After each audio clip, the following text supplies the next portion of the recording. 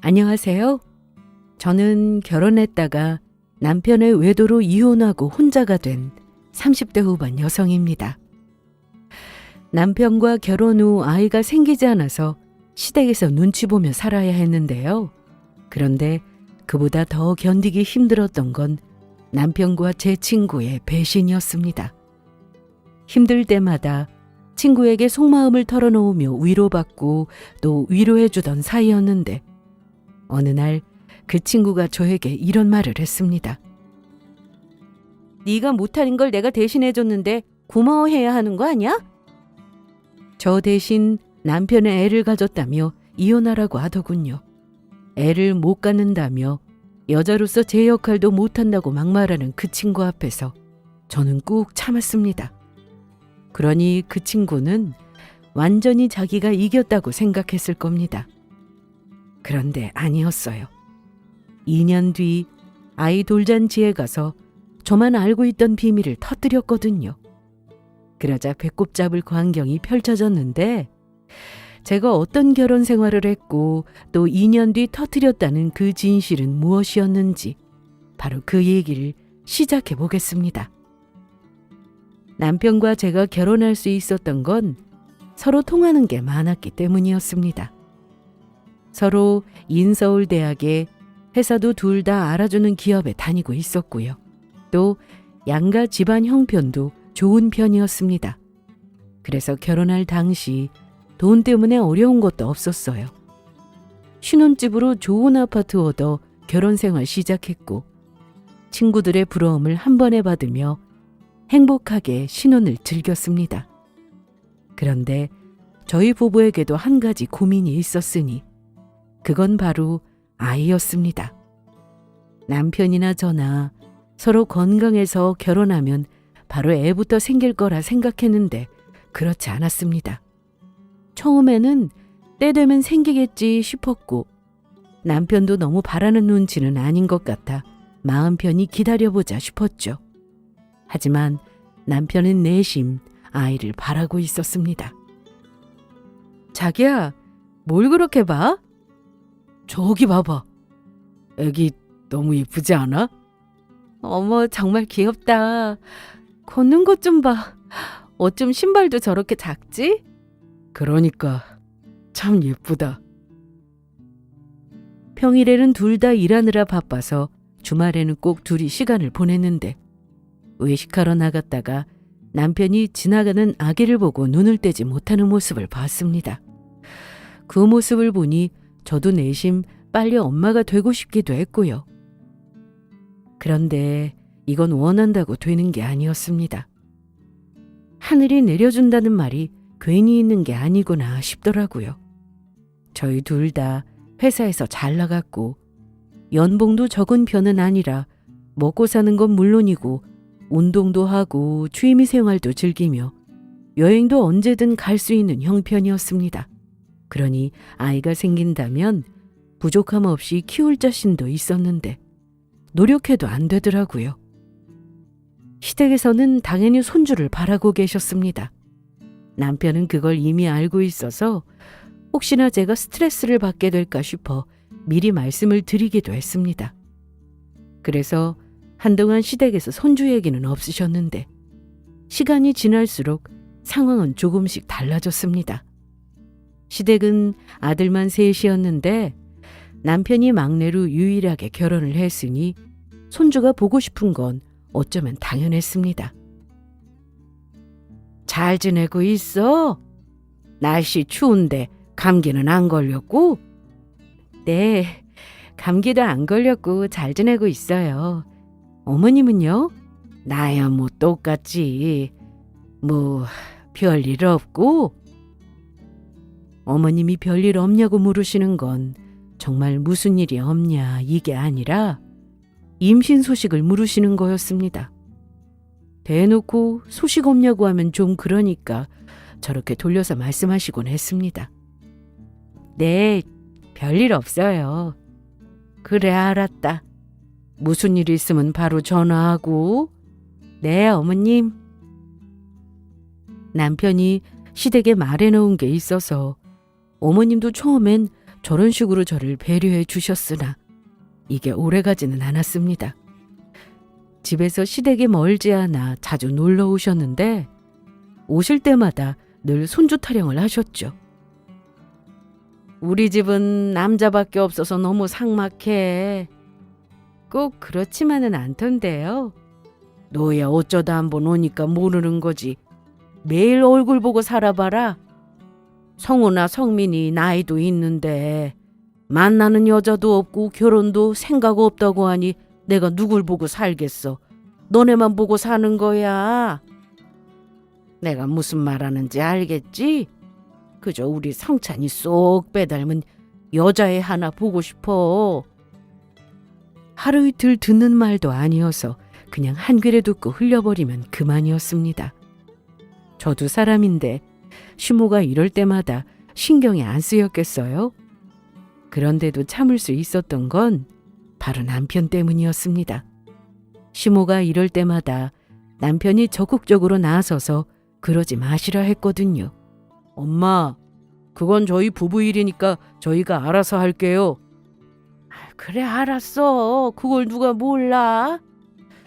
그럼 난 이만 가볼게. 나올 거 없다. 그럼 조심히 가세요. 그런데 너, 네? 혹시 애 가지기 싫어서 일부러 피하고 그러는 건 아니지? 엄마! 알았어. 갈게. 가면 되잖아. 시댁에서 애 문제로 대놓고 저를 힘들게 하는 건 아니었으나 눈치가 보이는 건 사실이었습니다. 그래도 안 되는 걸 어떡합니까? 열심히 살다 보면 기적이라는 게 저희 부부에게도 찾아오지 않을까 하는 생각을 가지고 그렇게 살았습니다.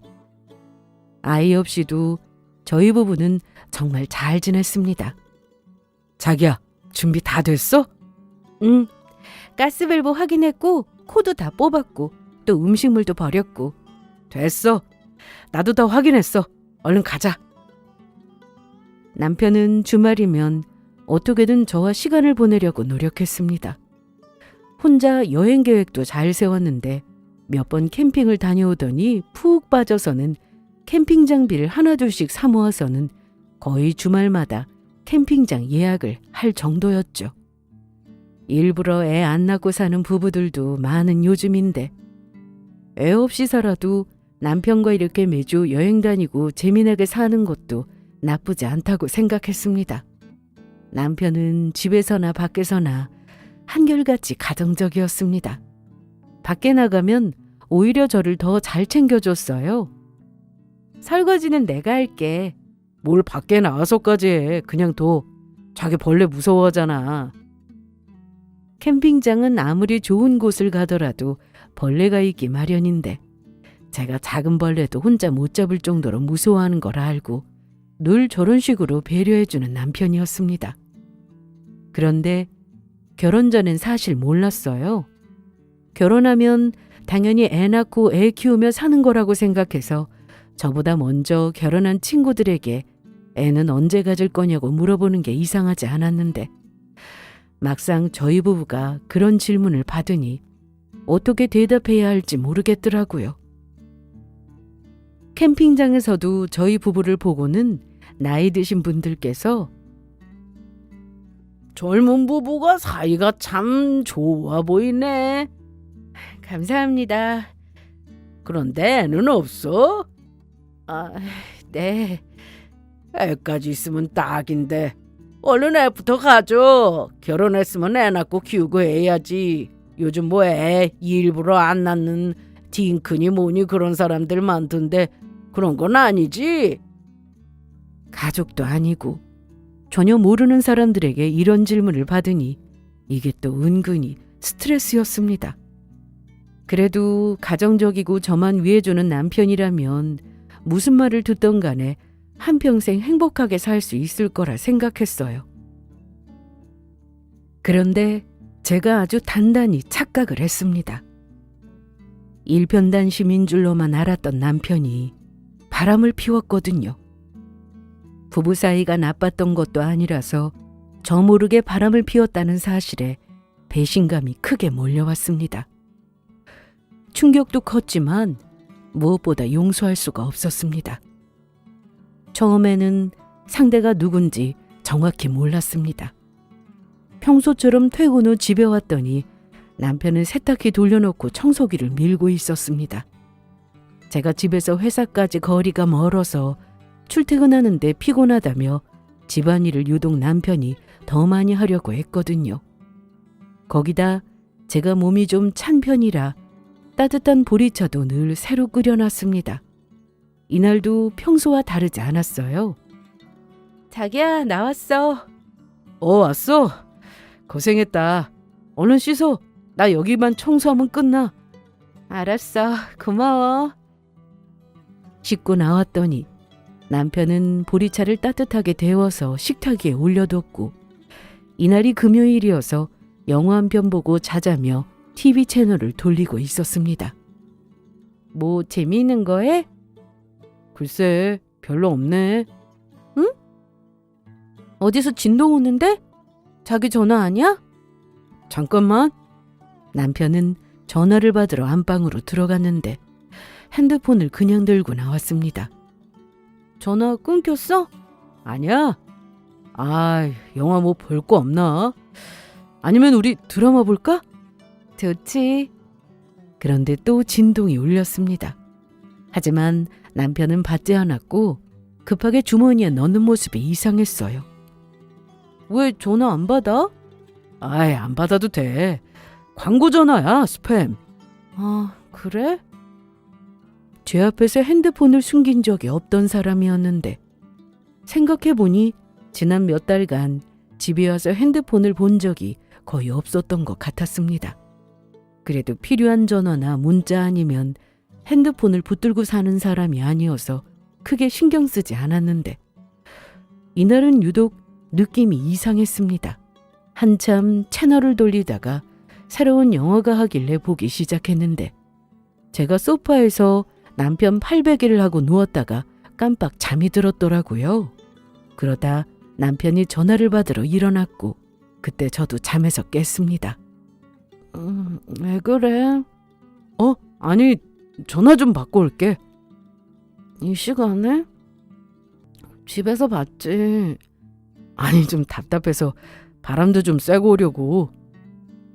시계를 보니 12시가 넘었고 전화가 왔으면 그냥 받으면 되는데 나가서 받는다고 하니 그게 또 수상했습니다. 이날 유독 느낌이 이상했던 저는 전화를 받고 들어온 남편에게 별다른 티를 내지 않고 모른 척하다가 잠든 걸 확인하고 핸드폰을 열어봤습니다. 그랬더니 어느 여자와의 잦은 통화 내역과 주고받은 문자, 그 외에 야한 사진들까지 사진첩에 가득한 걸 확인했습니다. 딱 보니 대충 1년은 넘게 외도를 했더라고요. 이날 가슴이 두근거리고 몸은 바들바들 떨리는데 어떻게 해야 하나 순간 머리가 멍했습니다. 원래 늦게 들어오고 외박도 하고 나가서 노는 거 좋아하는 사람이었다면 제가 진작에 의심했을지도 모릅니다. 그런데 남편은 늘 퇴근하면 집으로 바로 왔고 주말에는 언제나 저와 시간을 보냈으니 어떻게 의심이라는 걸 할 수 있겠어요? 충격도 받았지만 너무 화가 나서 당장 남편을 깨워 소리부터 질러대며 화내야 하나 싶었는데 그 전에 이 여자가 대체 어떤 사람인지 그걸 알고 싶었습니다. 어떤 여자길래 바람이 난 건지 그게 궁금하더라고요. 또 괜히 아는 척 했다가 두 사람이 어떻게 나올지 알 수 없는 상황에 지금은 모른 척 하는 게 맞다고 결론을 내렸습니다. 그리고 이날 저는 아침 해가 뜰 때까지 꼬박 날을 세웠습니다. 남편은 당연히 모르고 있었습니다. 아침에 일어나서 평소처럼 저에게 잘 잤냐고 하며 출근 준비를 했는데 표정 관리가 안 됐던 저는 최대한 남편의 얼굴을 보지 않았습니다. 그날 이후 저는 매일같이 살떨리는 시간을 보내야 했습니다. 매일 밤마다 남편의 핸드폰을 들여다봐야 했거든요. 이게 말처럼 쉬운 건 아니었습니다. 남편은 회사에서 가는 중요한 출장을 제외하고는 칼퇴근 후 집에 바로 왔기 때문에 제가 핸드폰을 볼 기회는 많았지만 남편이 늦게까지 안 자면 제가 먼저 잠드는 날도 많았습니다. 그래서 며칠간 새로운 증거를 확인하지 못하고 보내기도 했는데 잠 안 자고 버텨가며 핸드폰 확인하고 블랙박스 확인하고 또 이메일에 카드 사용 내역까지 싹 다 뒤져가면서 드디어 상간녀의 정체를 알아냈습니다. 여기서 저는 또 한 번 큰 충격을 받았습니다. 그건 바로 제가 아는 사람이었거든요. 저에게는 여고 시절부터 소중했던 많은 추억을 공유한 친구가 있었습니다. 대학을 가고 사회에 나와서도 계속 연락하며 지냈는데 그래서 친자매만큼이나 더 마음을 나눴던 그런 친구였죠. 제가 남편을 만나 오랜 연애 끝에 결혼했을 때도 그 누구보다 축하해주던 친구였고 그래서 저희 집에도 종종 놀러 오곤 했습니다. 결혼 후 아이가 생기지 않아 고민일 때도 친구에게 속마음을 다 털어놓고 위로받으며 둘도 없는 친구라 생각하며 살았는데 이 친구가 제 남편과 바람이 났습니다. 살면서 이렇게 사람이 독해질 수 있을까 싶을 정도로 친구도 남편도 가만두고 싶지 않았습니다. 그냥 다 부셔버리고 싶었어요. 드라마 대사로도 유명한 말인데 이런 말을 제가 실제로 하게 될 줄은 몰랐습니다. 남편이 그렇게 가정적이었는데 대체 언제 바람을 폈냐고요? 정말 바람은 필 마음만 있으면 어떻게든 피우더라고요. 두 사람은 회사 점심시간에 주로 만났습니다. 그리고 남편이 출근 후 외근을 나가서 둘이 만나기도 했더라고요. 바람이라는 게 꼭 한밤중에만 피는 건 아니었으니까요. 증거도 있겠다. 이제는 말해도 되겠다 싶었던 저는 당장 전화해서 어떻게 된 거냐고 퍼부을까 한 100번쯤 고민했다가 괜히 변명을 만드는 시간을 주는 것 같아 겨우 참고 들어오기만을 기다렸습니다. 평소처럼 저를 보고 웃으면서 들어오는 남편에게 먼저 얘기를 꺼냈습니다. 당연히 처음에는 펄펄 뛰면서 말도 안 되는 얘기라고 했습니다. 무슨 소리야? 내가 무슨 바람을 피워? 지은이 만났잖아. 박지은! 내 고등학교 동창! 네가 사람이냐? 제가 친구의 이름을 얘기하니 남편은 사색이 되었고 제 눈을 똑바로 쳐다보지 못했습니다. 그런데 이내 빌기 시작했죠. 예전부터 걔가 나 유혹했어. 뭐라고? 정말이야. 우리 집에 놀러 온 날 맥주 한잔 마시면서 얘기하는데 네가 잠깐 화장실 간 사이에 내 다리에 손 올리고 외롭다는 둥. 그걸 지금 변명이라고 하고 있어? 그래서 그땐 나도 화내면서 그러지 말라고 했어. 정말이야. 남편은 처음에는 친구가 유혹하는데도 뿌리쳤다고 했습니다. 그러다 자기도 남자라서 어쩔 수 없이 넘어갔다고 하는데 이 말이 저를 더 화나게 했습니다. 남자라서? 네 말대로면 이 세상 모든 남자들이 다 바람 피워야 정상이겠네? 안 그런 사람도 분명히 있겠지만 안 들키고 바람 피우는 유부남도 솔직히 많을걸? 그걸 지금 말이라고 하고 있어? 이 심각한 상황에 저렇게 입을 나불거리는 게 꼴보기 싫었습니다. 그런데 남편은 저렇게 말하면서도 내가 인정할게. 잘못했어. 그래서 너한테 늘 미안한 마음 가지고 살았다고. 그러니까 용서해주라. 몸은 비록 넘어갔지만 내 마음만큼은 자기한테 있었다고. 이번에 용서해주면 앞으로 다시는 실수하지 않을게. 나 지금 우리 가정 깰 마음 없어. 진심이야. 이날 남편은 자신의 모든 걸 걸고 맹세한다고까지 했습니다. 그렇다고 그동안 바람 피운 게 없어지는 건 아니었습니다. 제 속만 타들어갈 뿐이었죠. 그동안 아무것도 모르고 어디 가서 남편 자랑하며 다녔고 주말이면 외식하고 저 위해주는 모습 보면서 이런 사람이 세상에 또 있을까 싶은 생각에 애는 없어도 남편복은 있구나 생각했습니다. 그런데 멍청하게도 그간 이 사실을 전혀 모르고 살았으니 그게 너무 화가 나고 앞으로 이 사람을 전과 같은 마음으로 대할 수 있을까 싶었습니다. 그런데 상간녀인 제 친구는 남편의 말과 많이 달랐습니다. 다음 날 친구를 만났는데 저한테 미안해하기는커녕 정말 뻔뻔했습니다. 나랑 성찬 씨, 네가 생각하는 그런 가벼운 사이 아니야. 성찬 씨? 아직 서류 정리도 안 했는데 내가 여보라고 부를 수는 없잖아. 안 그래? 그래서 나더러 지금 이혼하라고? 잘 알고 있네. 우리 서로 사랑하는 사이야. 그러니까 나랑 우리 성찬 씨 사이에서 그만 물러나 줄래? 이날 서로 사랑했다는 말에 눈이 뒤집혀서 결국 손이 올라가고 말았습니다. 제 손에 뺨을 맞자 친구는 화를 꾹 참는 얼굴이었는데요. 그래, 이 정도는 참아줄게. 그런데 여기서 더 이상 선 넘지 마. 그땐 나도 가만히 있지 않을 거니까. 내 남편은 너랑 정리한다고 하던데? 글쎄, 그게 과연 가능할까? 뭐? 네가 아무리 그래봐야 소용없어. 우리 절대 못 헤어지니까. 두고 봐. 뭔가 믿는 구석에 있는 사람처럼 정말 뻔뻔했는데요. 열받은 저는 이날 집이 아닌 시댁으로 갔습니다. 가서 다 말했어요. 너 지금 뭐라고 했어? 우리 아들이 바람이 났다고? 그게 정말 사실이야? 네. 두 사람한테 다 확인했어요. 그러니까 저 이혼할게요. 안 돼! 무슨 이혼이야? 시어머니는 평소 손주를 바라면서 저에게 눈치도 주고 서운함도 내비치곤 하셨지만 이날만큼은 그래도 제 입장에서 말씀해 주시더군요.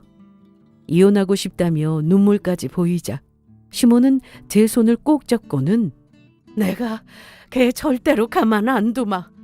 어떻게든 둘이 떼어놓을 테니까 이혼 생각하지 말어. 너 어디야 임마? 당장 안 와? 유진이 두고 어디서 바람을 피워 이 자식아? 아버님은 남편에게 당장 오라고 전화를 하셨고 어머님은 제 옆에서 손을 놓지 않고 대신 사과한다며 미안하다고 계속 말씀하셨습니다. 그리고 잠시 뒤 남편이 시댁에 도착했고 오자마자 아버님께 한 대 맞기까지 했습니다. 너 이게 사실이야? 어? 여보, 말로 해요. 때린다고 뭐 달라져요. 정리할게요. 하겠습니다.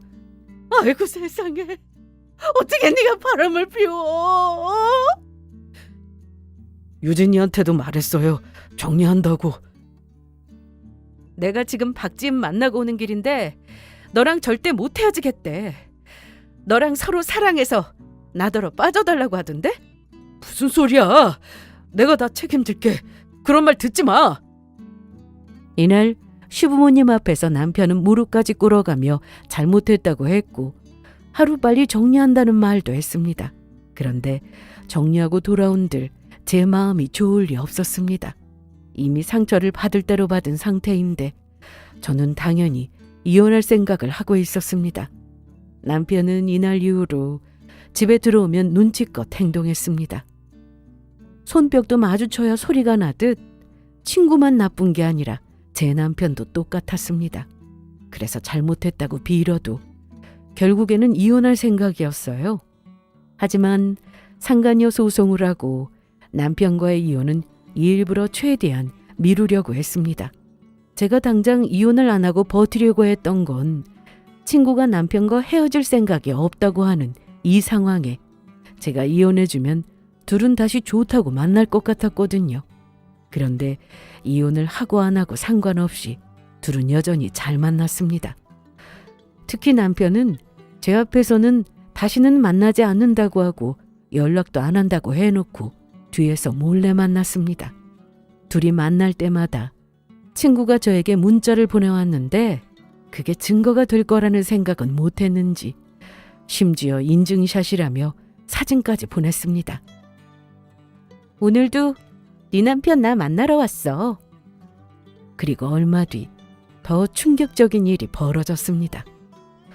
소송에서 불륜녀 만들고 나면 둘 사이도 멀어지겠지 싶었고 저도 미련 없이 이혼하려고 했는데 어느 날 친구가 만나자고 연락이 와서 나가보니 상상도 못할 얘기를 했습니다.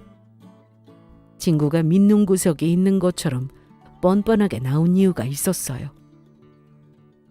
더는 연락하는 일 없을 테니까 마지막으로 한 번만 나와달라고 하길래 퇴근하고 약속 장소로 나갔습니다. 무슨 일이야? 아직도 못 헤어지겠다. 이런 말 하려고 불렀어? 그랬더니 친구가 입꼬리를 올리며 제 앞에서 미소를 짓더라고요. 그게 참 기분이 나빴습니다. 너한테 보여줄 게 있어서 불렀어? 뭔데? 그러면서 가방 안에서 뭔가를 꺼내 테이블 위에 올려뒀는데 그건 바로 초음파 사진이었습니다. 뭐야 이게? 참, 넌 임신 안 해봐서 모르겠구나. 이게 뭐냐 하면 너 설마 임신했어?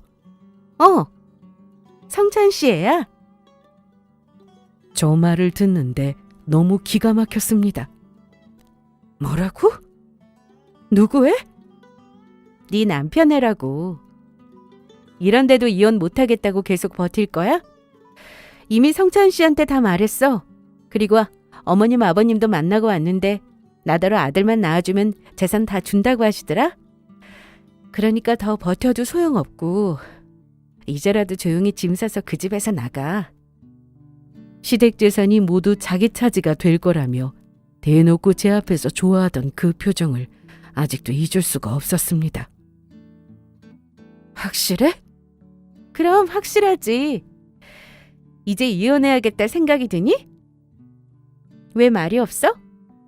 네가 못하는 걸 내가 대신해줬는데 고마워해야 하는 거 아니야? 이날 너무 기가 막혀 친구의 얼굴을 빤히 쳐다봤더니 야, 얼굴 뚫어지겠다. 고맙다는 말은 됐고 하루빨리 서류 정리 좀 부탁할게. 그래, 알았다. 그렇게 대답하고 먼저 일어나 나왔습니다. 그리고 집에 왔는데 남편의 얼굴을 보니 심각한 표정을 하고 있었습니다. 저기 유진아, 임신했다며? 미안해. 그런데 어쩔 수 없잖아. 키워야지. 너는 나 없어도 잘 살겠지만 걘 뭐. 혼자서 애 키우게 할 수는 없잖아. 미안하다 유진아. 나한테 미안해할 거 없어. 안 그래도 너랑 이혼할 생각이었거든. 제가 한바탕 또 난리를 칠 줄 알았는데 너무 아무렇지 않게 대답을 해서 그런지 남편은 옆에서 더 불안해 보였는데요. 지금 뭐 하는 거야? 짐 싸잖아. 나만 빠져주면 되는 거 아니야? 그냥 둬. 내가 나갈게. 뭐? 이 집에서 너 계속 살아. 너 줄게. 차도 필요하면 너 쓸래? 같이 돈 보태 얻은 집 주면서 생색내는 것도 우습고 마음은 준 적 없다면서 변명해놓고 이제와 세상 둘도 없는 사랑꾼인 척하는 것도 가증스러웠습니다. 이미 상처받고 정 떨어졌지만 그나마 남은 정도 다 떨어져 저도 결국 이혼하자고 했습니다. 제가 돈이 없는 것도 아니고 집이야 친정에 들어가거나 새로 얻으면 그만이었어요. 그런데 준다고 하는데 안 받을 이유도 없었습니다. 상간녀인 제 친구가 좋은 건지 애가 생겨 좋은 건지 남편은 하루빨리 그 친구와 가정을 꾸리고 살고 싶어 했는데요. 다음 날 시모는 아침 일찍부터 전화를 하셨고 받자마자 이혼 얘기부터 하셨습니다. 그렇게 이혼은 안 된다고 자기 아들하고 어떻게든 살라면서 상간녀 혼주를 내준다고 하시더니 손주가 좋긴 한가 보더라고요. 얘기 들었지? 네. 애는 죄 없잖아. 안 그래? 넌 모르겠지만 임신하면 배 금방 불러온다. 처녀가 애 가졌으니 어떻게든 빨리 데려와야 하는 게 맞는 거고. 그러니까 네, 이혼할 거니까 걱정하지 마세요. 그래, 똑똑하니까 말귀는 바로 알아듣는구나. 그간 내가 섭섭하게 했다면 다 잊고 아직 젊은데 너도 새 출발해라. 뭐 찾아보면 애 못 낳는 거 이해해주는 남자가 어디 있지 않겠어? 일부러 애 안 낳고 살고 싶어하는 남자 만나면 되잖아. 늘 제 편이라 생각했던 시모도 결국 똑같았습니다. 끝내는 마당에 마지막까지 모진 말로 저에게 상처를 주시더군요. 그날 이후 저는 깔끔하게 이혼 도장을 찍었습니다. 전 남편은 따로 집을 얻어 친구와 살림을 차렸고요. 저와 함께한 세월이 1, 2년도 아닌데 빠르게 정리되는 걸 보고는 한편으로는 슬프기도 했습니다. 저도 사람이니까요. 그간 무너지지 않으려고 억지로 참았는데 도장 찍고 나니 눈물이 나왔습니다. 몸도 아파서 일주일을 몸살로 알아눕기도 했습니다. 그런데 딱 일주일이었어요. 금방 털고 일어났습니다. 제 인생이 더 소중했기에 빨리 일상으로 돌아와 저도 할 일하며 그렇게 살려고 노력했습니다. 잘 모르는 사람들은 저를 보고 바보같이 왜 당하기만 하느냐고 할 수도 있습니다. 그런데 따지고 보면 당한 사람은 제가 아니었어요. 물론 저 모르게 외도 저지르고 절 배신한 건 정말 용서 못할 큰 잘못이니 어떻게든 화가 풀릴 때까지 응징해주고 싶은 마음이야 가득했는데 아직 때가 아니라고 생각했습니다. 남편과 결혼하고 1년이 지났을 때 저는 아이가 너무 갖고 싶었습니다. 애를 원래 좋아하기도 했고 이왕 애 낳고 살 거면 젊었을 때 낳아서 있는 힘껏 사랑해주며 키우고 싶었거든요. 그런데 애가 안 생기니 남편과 저는 검사를 받으러 갔습니다. 검사 결과를 들으러 가야 하는 날 남편은 마침 출장 중이라 제가 혼자 갔고 그때 병원에서 들은 말은 무정자증이라고 했습니다. 그 말을 듣고 저는 가슴이 철렁했는데 남편이 알게 되면 얼마나 상처를 받을까 이 생각부터 들었습니다.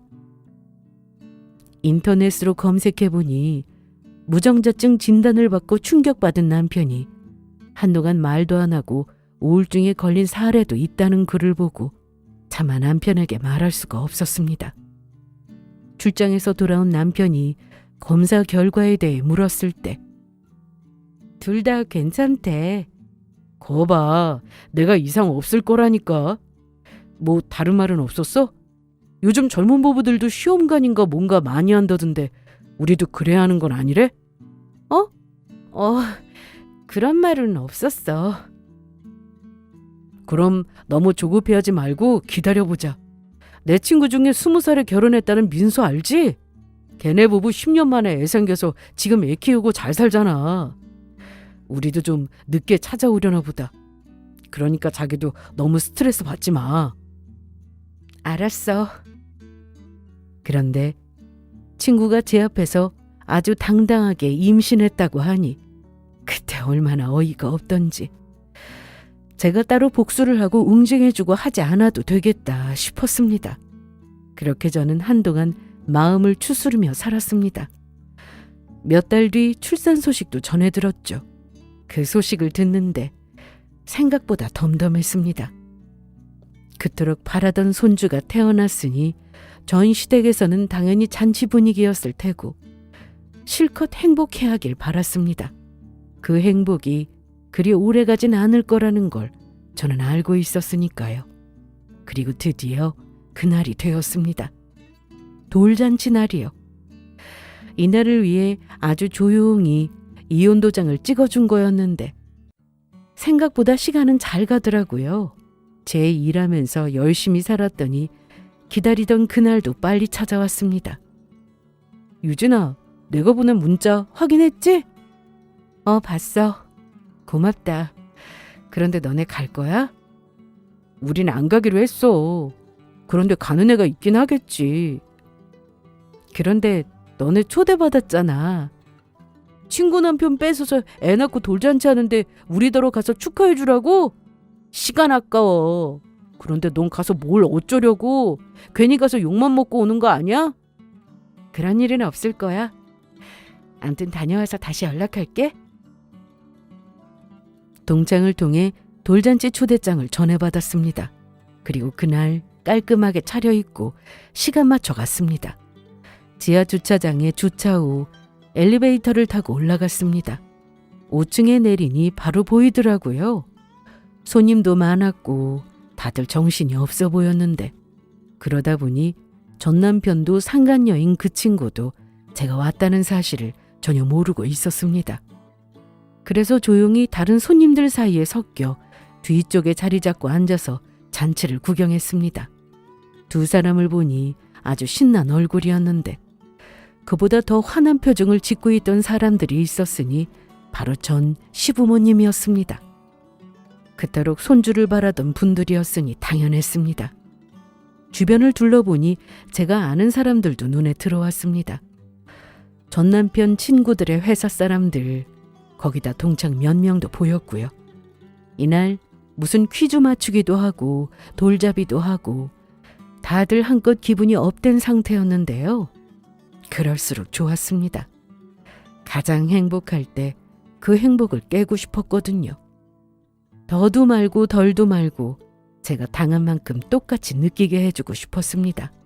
그리고 잠시 뒤 두 사람은 애를 안고 손님 테이블을 돌면서 인사를 하러 다녔는데 제가 있는 쪽으로 오다가 전 남편과 눈이 딱 마주쳤습니다. 놀랐는지 급하게 제 앞으로 와서는 조용히 얘기했습니다. 뭐야 너 여기 어떻게 왔어? 직접 운전해서 왔지. 그런데 너 되게 행복해 보인다? 엄마 아빠 보시기 전에 빨리 가. 싫어. 이왕 왔는데 인사는 하고 가야지. 전 남편이 저와 얘기하고 있으니 상간녀도 제 쪽으로 와서는 저를 보고야 말았는데요. 자기야 여기서 뭐해? 저기 손님들이 기다리고 있는데. 어머, 이유진. 네가 어떻게 여기 있어? 어떻게 알고 왔어? 잘 지냈니? 뭐 보니까 잘 지낸 것 같네. 딸이구나.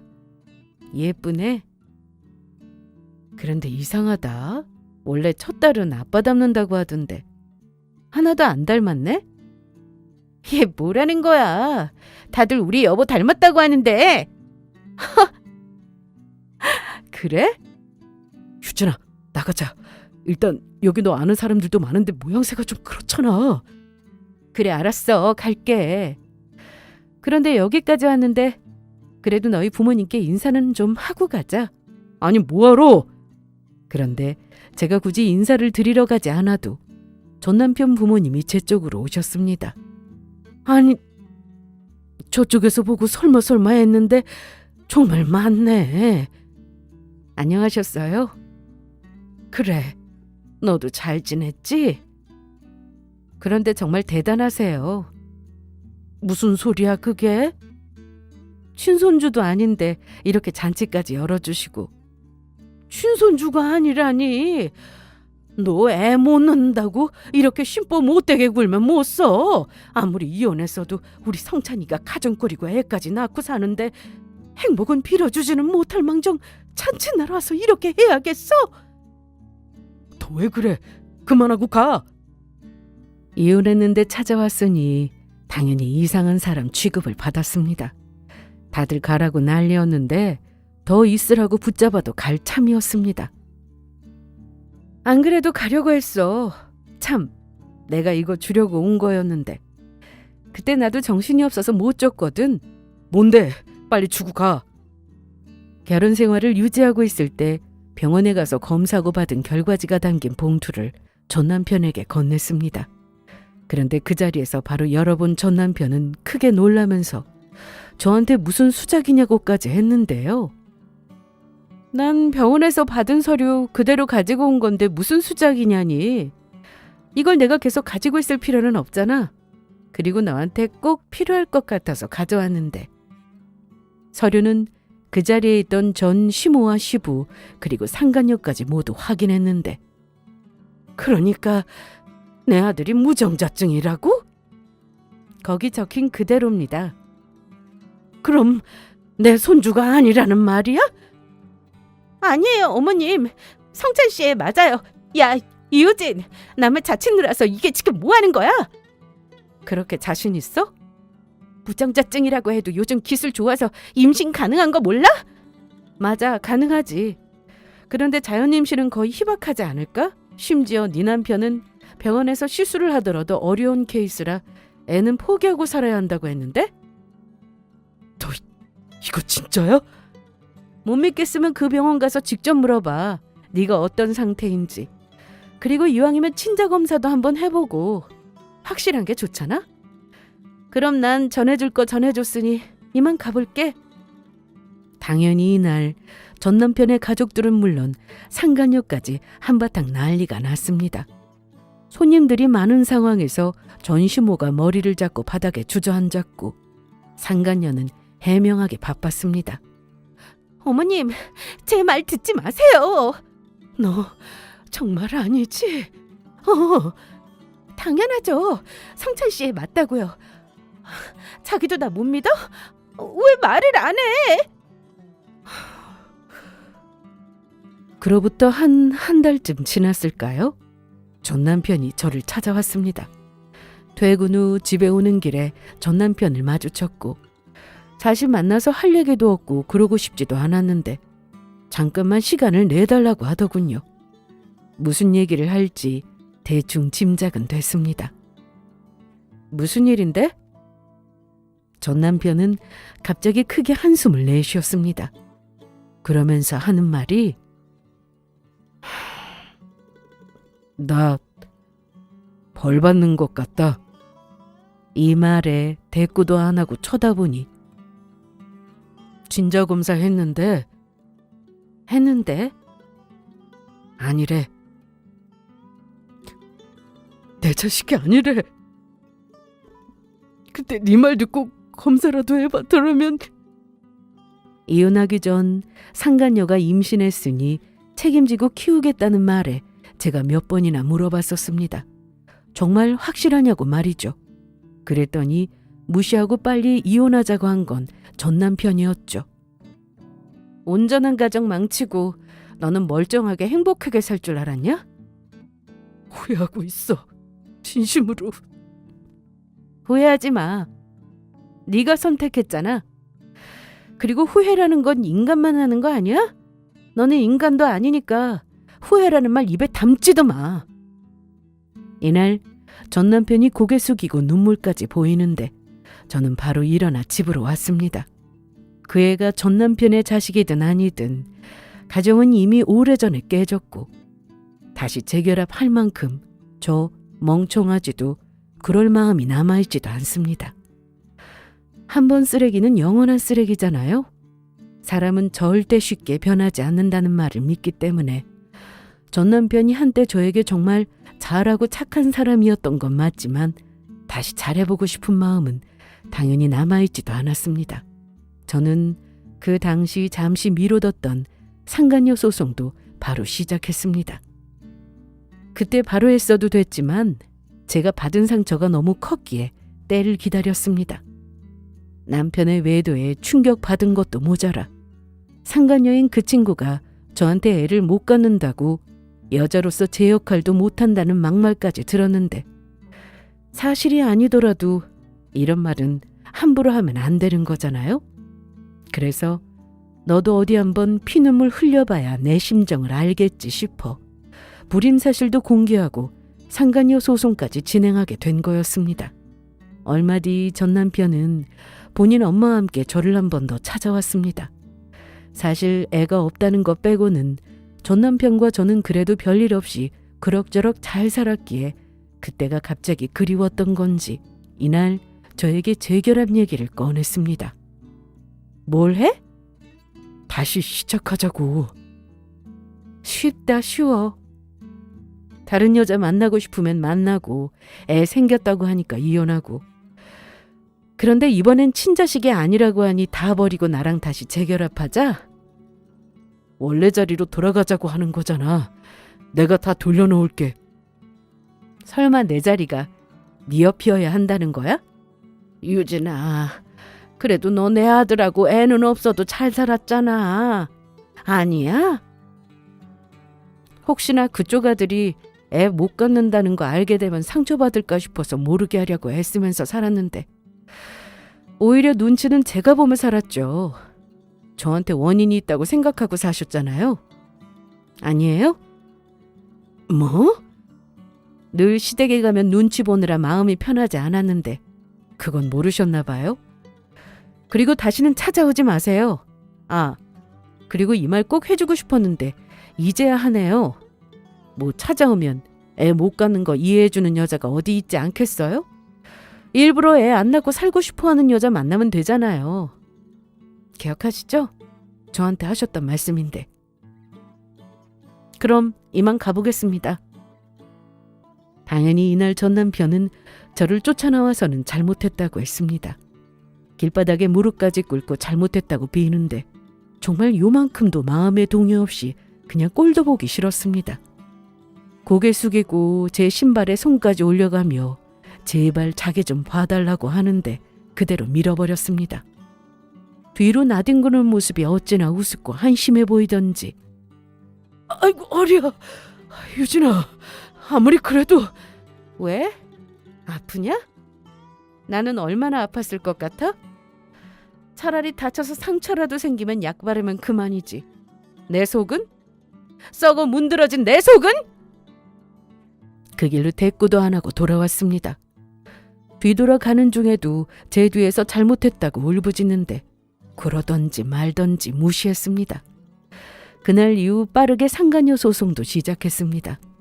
저에게 애를 못 낳는다고 대신 남편 애를 가졌으니 고마워라는 그 말이 아직도 생생히 기억이 나는데요. 제가 받은 걸 그대로 돌려주고 싶었고 한 번에 무너지는 모습을 보고 싶어서 여태까지 참았는데 역시나 아주 좋은 선택이었습니다. 상간녀가 낳은 아이는 전 남편의 호적에 올라간 상태라고 했는데 호적 정리하는 것도 여간 복잡한 게 아니라고 하더라고요.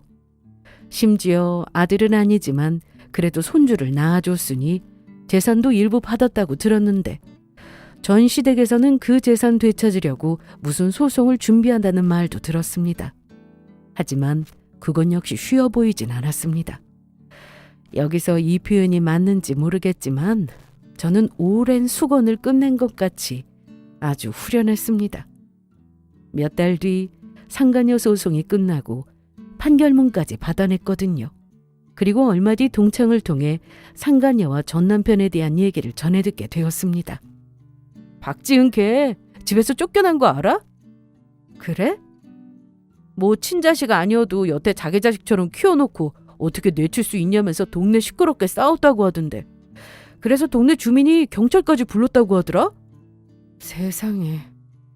그런데 넌 우리한테 어떻게 그런 걸 얘기도 안 하냐? 난 진짜 네 전남편 자식인 줄 알았잖아. 뭐 자랑이라고. 그리고 그땐 이혼 전이라 결국 내 남편 불임인 것도 말하게 되는 꼴이니까. 이날 동창으로부터 상간녀인 그 친구에 대한 얘기를 하나 더 들은 게 있었는데요. 그런데 너 그거 아냐? 뭘? 박지은 걔가 고등학교 때부터 너 엄청나게 부러워했던 거. 대충 알기는 했어. 내가 뭐만 했다 하면 따라했으니까. 싫지 않았어? 싫을 게 뭐야. 나한테 친하게 지내고 싶다고 다가와서 잘해줬는데 그래서 그땐 그냥 내가 너무 좋은가 보다 생각하고 말았던 거지.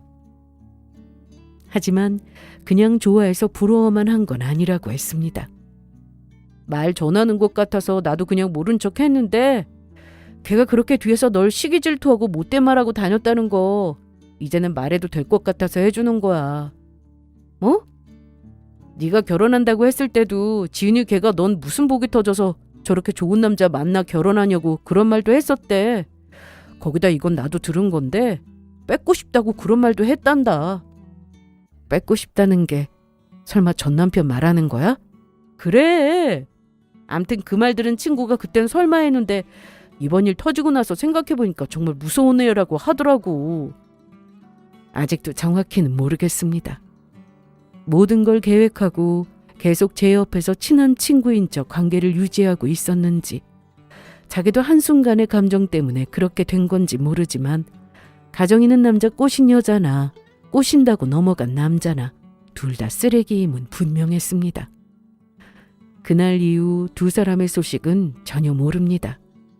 동창에게도 더는 전하지 말라고 했고 저도 제 인생 사느라 더는 관심이 없었고요. 정말이지 막장 드라마에서나 볼 법한 일을 직접 겪어서인지 살면서 이보다 더 힘든 일이 생기더라도 얼마든지 이겨낼 수 있을 것 같다는 생각이 듭니다. 저는 사람과의 관계에서 신뢰보다 중요한 건 없다고 생각합니다. 이건 부모 자식 간에도 그렇고 친구는 물론 사회생활을 하는 데 있어서도 기본 중에 기본이잖아요.